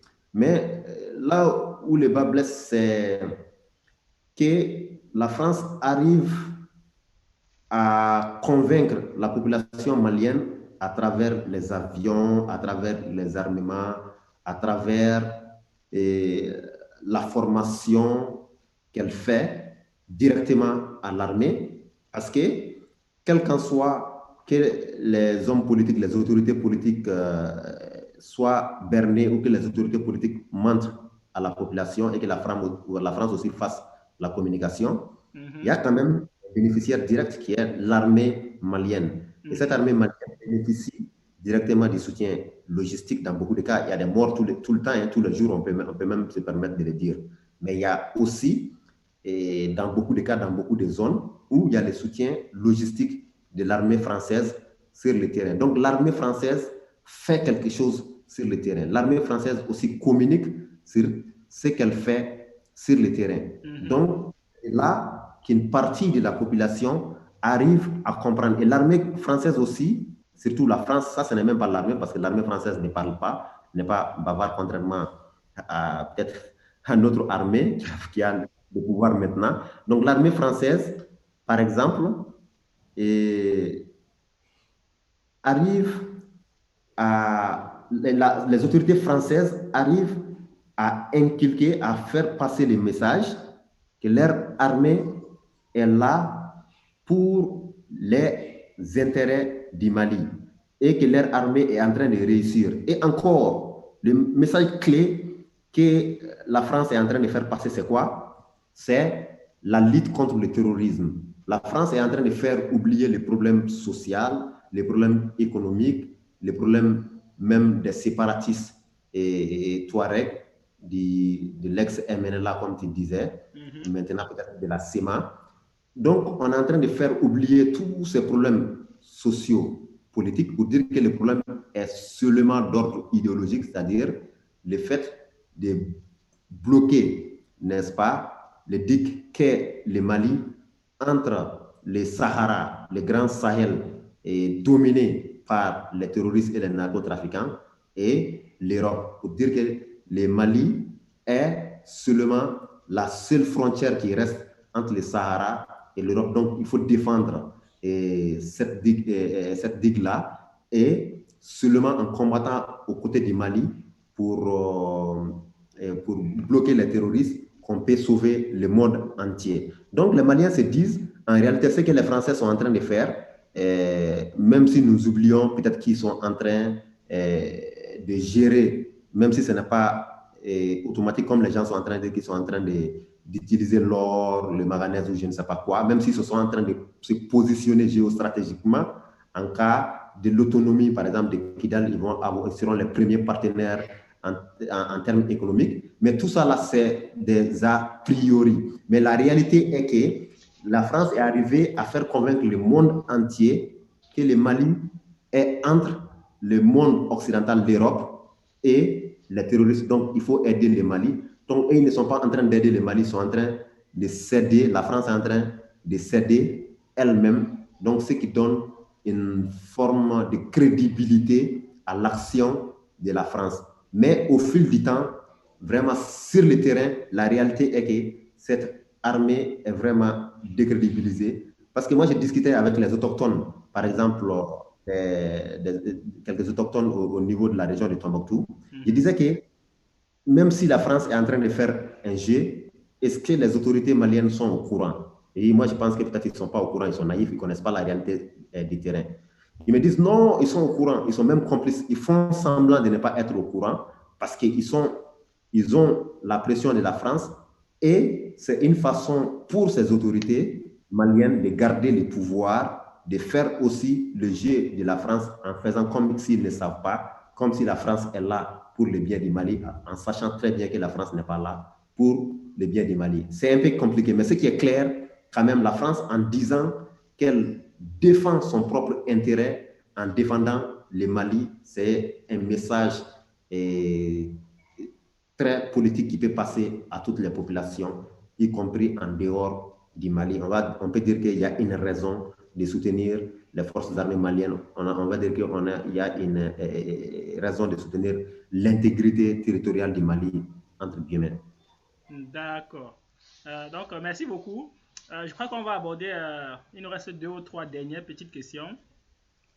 Et vu qu'on parle de la région du Nord, de la région de Kidal, j'aimerais vous demander de, peut-être un peu rapidement, de ne pas faire tout l'historique parce que je sais que c'est long, peut-être de rappeler à ceux qui nous suivent qu'est-ce que les gens de Kidal ils veulent, c'est quoi l'enjeu de leur point de vue, qu'est-ce qu'ils veulent, qu'est-ce qu'ils attendent du gouvernement malien, est-ce que ce n'est que l'indépendance, la seule option possible, est-ce qu'il y a d'autres formes d'arrangements politiques qui peuvent permettre finalement à ces 2 peuples maliens, hein, les Touaregs et les Bambara, de continuer à se parler. Ça, c'est une question que je vous pose. Et ensuite, toujours un peu brièvement, si c'est possible, qu'est-ce que le gouvernement de transition, est-ce qu'il y a dans la charte de transition quelque chose qui concerne cette région, ou c'est un problème qui est trop gros qu'on a décidé de laisser au gouvernement qui sera élu plus tard? Et je vais commencer par la fin de la première question. Et en réalité, c'est vrai qu'il faut, à un moment donné, que tous les Maliens s'asseyent et se parlent, pas seulement en forme de dialogue national inclusif, pas seulement en forme de conférence nationale. Mais il faut que les Maliens s'asseyent pour dire vous êtes des Touaregs, vous êtes des Arabes, vous êtes des Bambara, vous êtes des Pils, vous êtes des Songhai, etc., etc. Nous nous sommes retrouvés dans une nation. Nous avons toujours fait nation depuis l'histoire. Depuis l'Empire du Ghana, où les Soninké étaient au pouvoir, comme la famille régnante. Mais en ce moment, il y avait les Bambara, il y avait bien sûr les Touaregs, il y avait les Peuls, il y avait pratiquement tout le monde. Et l'Empire du Mali, on peut dire même si les Bambara ou les Mandingues étaient au pouvoir, c'était pratiquement tout le monde et d'autres même qu'on n'a pas cités. Et même lorsque les Songhai étaient au pouvoir avec l'Empire du Gao, les Bambara étaient sous leur domination. Donc aujourd'hui, on peut s'asseoir encore pour se poser la question, est-ce que nous voulons aller ensemble? Est-ce que nous voulons faire un pacte? Je suis sûr que la réponse sera oui. Pour quelle raison? Parce que si si vous voyez par exemple Kidal, et si vous demandez les populations qui sont dans leur so-called, leur soi-disant Azawad, on va voir que la population, les gens de Kidal ou les Touaregs de Kidal ne sont même pas prêts à prendre leur indépendance. Parce que maintenant, avec la débandade, avec l'absence de l'État malien, avec l'absence des gouverneurs, des préfets, des sous-préfets, de l'administration malienne sur ce territoire, les autorités locales de Kidal pouvaient profiter pour s'imposer aux populations. Mais en réalité, ce n'est pas parce qu'ils n'ont pas l'idée de s'imposer, ils n'ont même pas envie de s'imposer à toutes ces populations.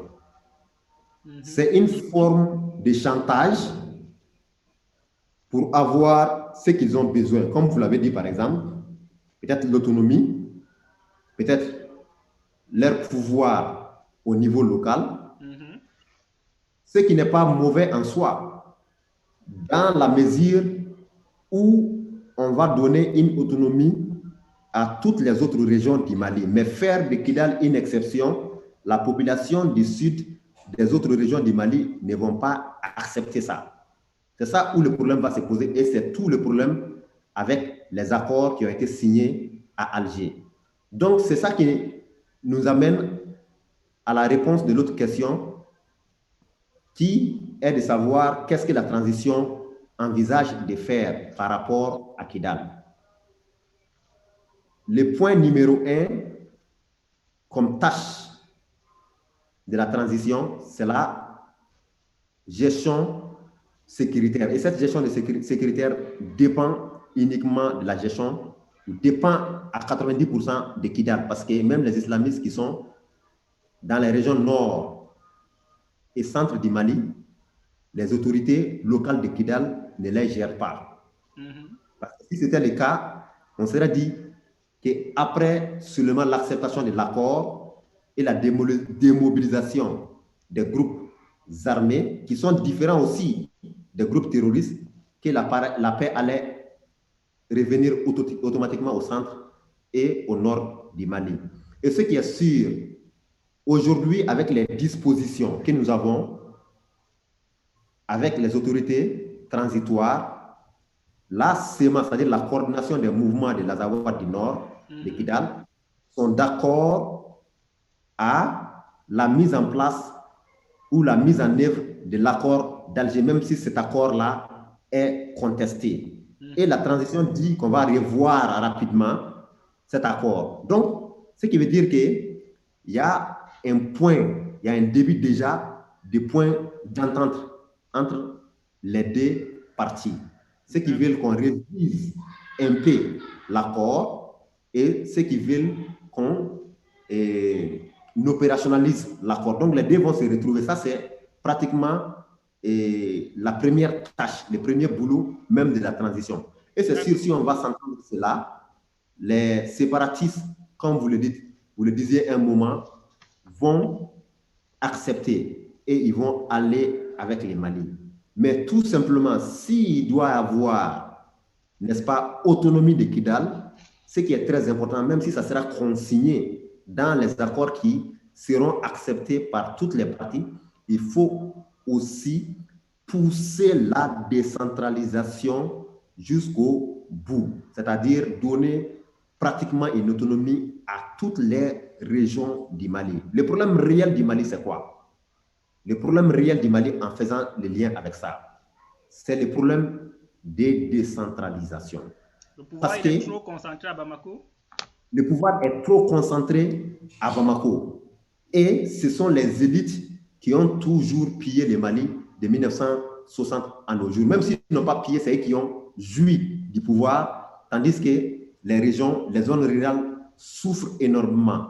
Et maintenant, le problème revient même sur Bamako avec la surpopulation. Vous avez vu la démographie galopante de Bamako. Donc maintenant, Konaré avait commencé une décentralisation qui était extraordinaire, mais une décentralisation qui n'a pas pu aller jusqu'au bout parce qu'il n'y avait pas les transferts effectifs de compétences, c'est-à-dire l'argent qui devrait aller aux collectivités territoriales. Mais maintenant, pour relancer cette décentralisation, on doit profiter même de ces accords d'Alger-là, maintenant pour revenir sur cette décentralisation, pour redonner le pouvoir aux collectivités territoriales avec toutes les compétences, y compris les fonds, c'est-à-dire l'argent qui est le nerf de la guerre.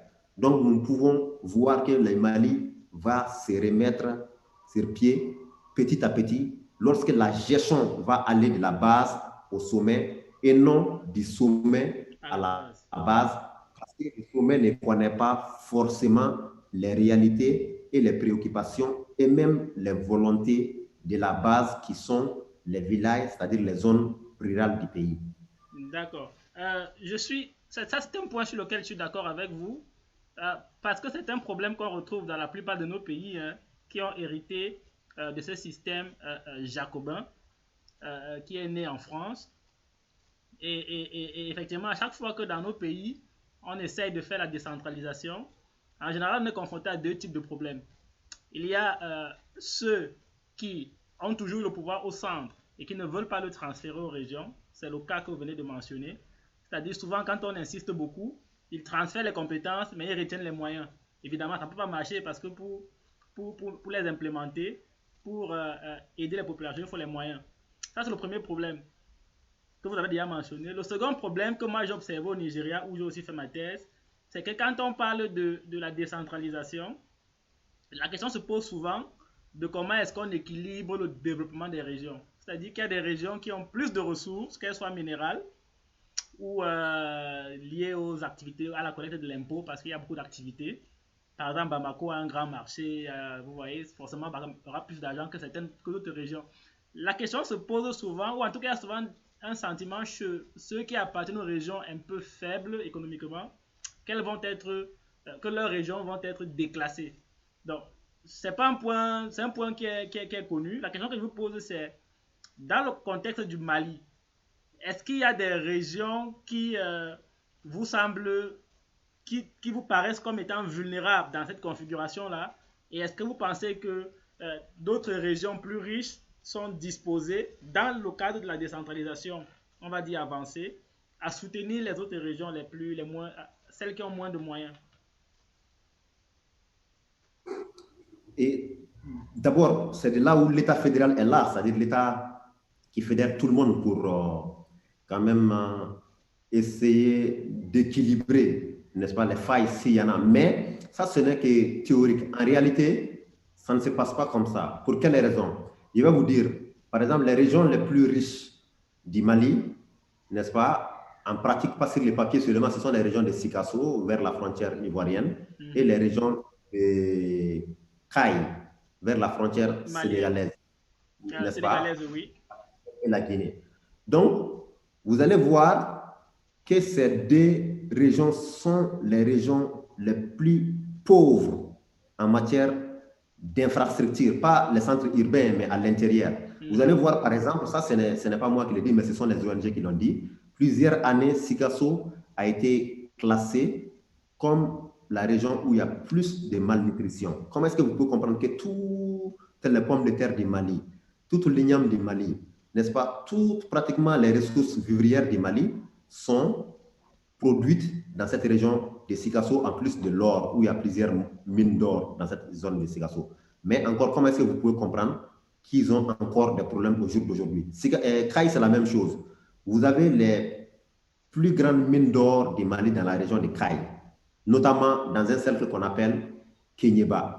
Mais Kéniéba est pratiquement l'un des cercles les plus pauvres du Mali. Vous ne pouvez pas comprendre, mais le sous-sol de Kéniéba est extraordinairement riche en or. Le nombre de tonnes qu'on extrait par an, si vous allez faire la recherche sur Google, ça c'est ahurissant, mais vous ne pouvez pas comparer à la pauvreté de cette région aujourd'hui. Donc tout simplement, ça dépend de la gestion, n'est-ce pas, des communes ou la gestion des régions. De la même manière, vous allez voir aujourd'hui même que sur les goudrons, il y a des communes qui disent qu'ils ne sont pas très riches parce qu'ils n'ont pas de péage dans leur commune, mais il y a d'autres qui ont des péages sur le goudron et ils ont beaucoup d'argent. Les maires, ils se plaignent de cette manière.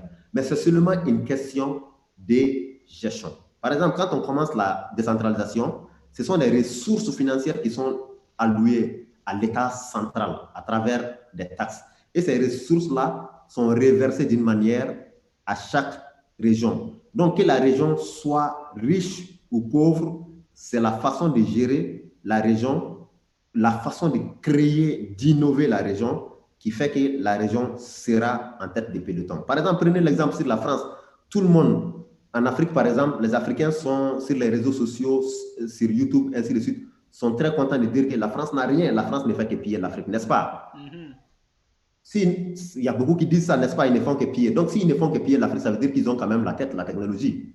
Donc, ce qui veut dire, en réalité, on dit la même chose du Japon, même si le Japon ne pille personne, on dit que les terres et le sous-sol japonais n'est pas quand même riche en minéral, mais quand même c'est un pays très riche, n'est-ce pas? Pour vous dire tout simplement, si vous prenez par exemple le Mali, si vous prenez la région de Sikasso, qui est très riche par exemple en minerais de sous-sol, parce qu'il y a des mines d'or, c'est très riche en agriculture.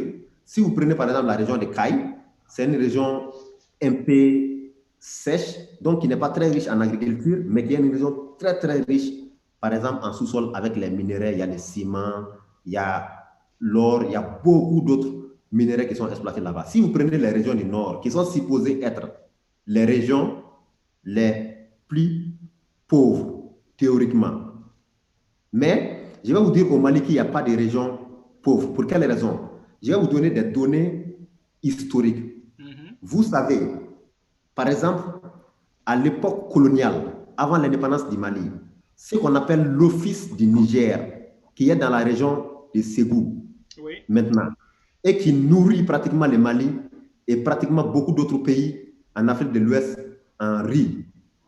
L'Office du Niger, l'Office riz qui nourrit tous ces pays-là, vous savez que cet Office du Niger-là, qui a ses origines depuis le temps colon, la colonisation, était installé dans des cercles, dans la région de Tombouctou, dans les cercles de Gundam, d'Irey, où j'étais, et à Niafunke. Vous savez pour quelle raison? Non. Parce que tout simplement, ces raisons, bien qu'étant désertiques, sont des régions qui sont servies par le fleuve Niger. Ils ont des lacs, ils ont le fleuve Niger qui les traverse. Donc, il y avait la culture du coton, il y avait la culture du blé, même aujourd'hui encore, il y a la culture du blé, il y a la culture du riz, mais ces cultures ne sont pas seulement développées ni industrialisées pour le bénéfice de ces populations.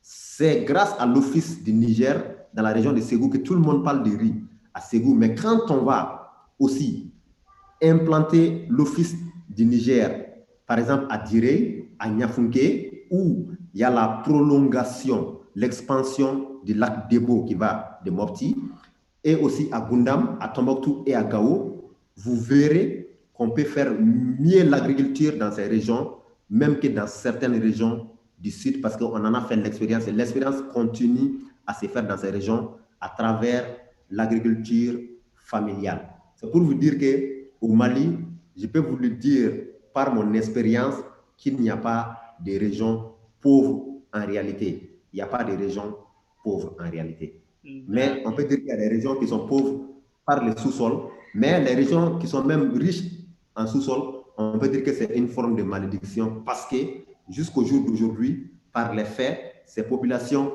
disent que l'or ne brille pas pour eux. Au contraire, c'est même un malheur pour eux parce qu'il y a une très grande destruction environnementale dans leur zone et les populations, par l'attirance de leur paillage, ont abandonné, n'est-ce pas, l'agriculture, les activités agricoles, ils ont abandonné les champs pour aller aussi tenter leur chance en faisant de leur paillage pour avoir directement leur or, pour que l'or brille directement pour elles. D'accord. Donc, on comprend que, en fin de compte, ce qui compte, c'est que les gens s'approprient leur région Absolument. et se mettent au Absolument. travail intelligemment pour la développer. Et qu'il n'y a pas de situation de pauvreté qui soit, on va dire, incurable. Il n'y a pas de Absolument. malédiction en ce sens-là. N'importe qui, Yeah. même si au départ il n'a pas les mêmes atouts que ses voisins, peut toujours trouver une formule qui lui permette de s'en sortir. Donc, on va retenir On ce dit point-là. que c'est même la difficulté ou le manque qui fait qu'on crée des initiatives, on innove. On innove C'est tout les à fait. crises qui font qu'il y a toujours de l'innovation. Soit il y a le désert ou il y a l'innovation. Ça sera même le cas du Mali aussi. C'est que cette crise-là va amener les Maliens soit à innover, c'est-à-dire à aller de l'avant, soit à périr pour toujours. Et c'est ce que nous ne souhaitons pas. Et c'est égal pour toutes les régions du monde. D'accord, c'est noté. Donc, je vais vous poser la dernière question, hein, docteur Sidi Lamine Bagayoko. On a presque fait 2 heures, il va falloir qu'on arrête. Quel serait, hein, tout à l'heure on a parlé de l'impact en fait des sanctions de la CEDEAO sur la population malienne. Vous nous avez un peu expliqué comment ça devenait difficile, comment il commençait à manquer certains vivres sur les marchés. Et donc j'aimerais vous demander l'instabilité au Mali en ce moment. D'abord l'instabilité politique et puis l'instabilité sécuritaire dans la région de Kidal. Quel est son impact sur la sous-région? Est-ce que vous avez essayé à votre niveau en tant qu'académicien d'observer un peu ce qui se passe autour et comment tout cela impacte la région? Et je pourrais même ajouter une autre formulation. Quelles seraient pour vous, ou selon vous, les conséquences, hein, d'un effondrement finalement de l'État malien. On ne le souhaite pas, mais on a vu ce qui s'est passé avec la région de Kidal. Bamako était presque tombé et puis ça a été stabilisé. Voilà maintenant qu'il y a le front politique qui se met à bouger. Ce serait quoi les conséquences au niveau sécuritaire notamment d'un effondrement, on va dire, plus conséquent de l'État malien? Oui, et d'un côté, si le Mali s'effondre avec le djihadisme, le terrorisme international qui est devenu euh, un business très lucratif au niveau mondial, ce qui veut dire que les autres pays seront attaqués obligatoirement, les pays frontaliers du Mali. Mais aujourd'hui, à l'immédiat, ce qu'on voit, la crise, il y a une forme d'anxiété au niveau de la population. Parce que le fait de ne pas savoir ce qui va se passer demain, les populations sont très, très anxieuses. Ils ne savent pas ce qui va se passer. En même temps aussi, du fait que nous n'avons pas un gouvernement civil, les gens se disent tout le temps, est-ce qu'il y aurait au sein de l'armée des militaires qui sont mécontents de ces coups d'État, ou des militaires qui ne sont pas intéressés, ou des militaires qui voulaient aussi participer dans les gouvernements, qui peuvent être sur le terrain découragés et qui baissent les bras. Donc, c'est toutes ces incertitudes-là, toutes ces questions-là que les populations se posent. Mais aujourd'hui, nous pouvons dire que d'un point de vue sécuritaire, la donne n'a pas tellement changé. L'eau de morts au quotidien, pratiquement ou par semaine, continue. Même souvent, s'il y a des informations qui disent que les forces armées maliennes ont fait des victoires par-ci par-là, ou on a tiré des forces maliennes dans des embuscades par-ci par-là, je sais que la situation est quasiment, je ne vais pas dire stable, mais la situation est pratiquement inchangeable pour le moment. C'est pour cela tout le monde est concentré pour qu'on puisse tourner rapidement, pour qu'il puisse avoir un gouvernement de transition, pour que ce qui est du travail des militaires, pour qu'ils puissent s'adonner à leur travail sur le terrain très rapidement, et ce qui est sur le travail politique des gouvernements, des autorités et civiles, qu'ils puissent aussi, que ces autorités aussi puissent s'adonner à leur travail sur le terrain le plus rapidement, et c'est de là où l'anxiété va partir. Donc, si jamais quelque chose va arriver au Mali, donc non seulement ça va décrédibiliser la communauté internationale, parce que c'est-à-dire le G5 Sahel, même s'il y a des menaces que les autorités maliennes clarifient leur position par rapport à la continuité, la participation de la France dans les G5 Sahel, ou la contribution de la France, ou si on doit arrêter. Moi, je suis sûr qu'il y a beaucoup dans la population malienne qui estiment que même G5 Sahel, tout ça là, ça ne sert à rien. Il faut que les Maliens prennent leur destin en charge. Mais je sais quand même que si quelque chose arrive au Mali, ça sera pas seulement un déculoté pour l'armée malienne ou pour le peuple malien, mais ça sera un déculoté aussi pour les forces étrangères, c'est-à-dire la communauté internationale qui a fait du Mali depuis 2012, n'est-ce pas, une forme de laboratoire contre le terrorisme, n'est-ce pas? Et donc, si cette communauté internationale qui n'est pas arrivée, il faut le dire clairement, jusqu'aujourd'hui, à aider le Mali ou à sortir le Mali de l'ornière, si cette communauté internationale, en tête la France, échoue encore, donc ça sera vraiment un échec absolu pour la France et pour le reste de la communauté internationale et le G5 Sahel, et ça va contribuer aussi à l'effondrement d'autres pays qui sont fortement aussi déstabilisés, par exemple le Niger et le Burkina Faso, par les effets collatéraux du problème malien depuis 2012. Docteur Sidi Lamine Bakayoko, c'est très clair comme mot de la fin. Je pense qu'il n'y a pas de besoin de synthétiser ce que vous venez de dire. On retient simplement que le Mali est un État central qui a une très longue histoire, dont les problèmes ont finalement attiré de nombreux acteurs qui perdraient également leur réputation et leur crédibilité s'ils ne parvenaient pas à stabiliser le Mali, sans compter que un effondrement de l'État malien aurait des répercussions terribles. La zone sahélienne est déjà terriblement en insécurité.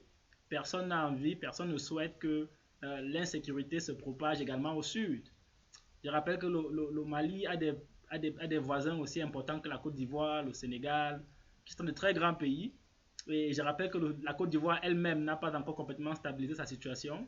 Elle entre dans un cycle politique instable qui peut déboucher, comme il y a une vingtaine d'années, hein, comme il y a 20 ans exactement, en 2001, sur d'autres formes d'instabilité encore plus sérieuses.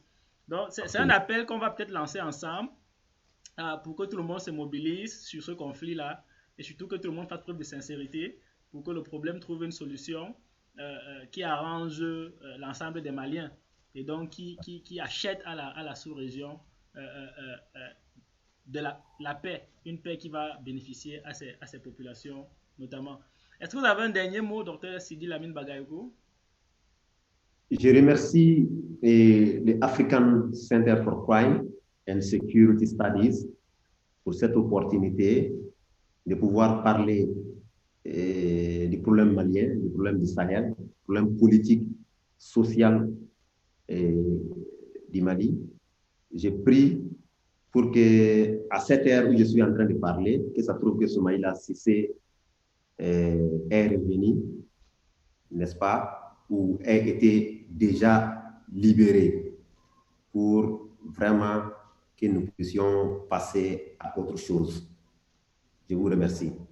Nous allons prier avec vous, nous allons prier ensemble au niveau de l'Afrique. Et donc, c'est la fin de cette émission. Une fois de plus, merci et portez-vous bien et que toutes nos prières accompagnent le peuple malien. Merci beaucoup. Merci, merci beaucoup.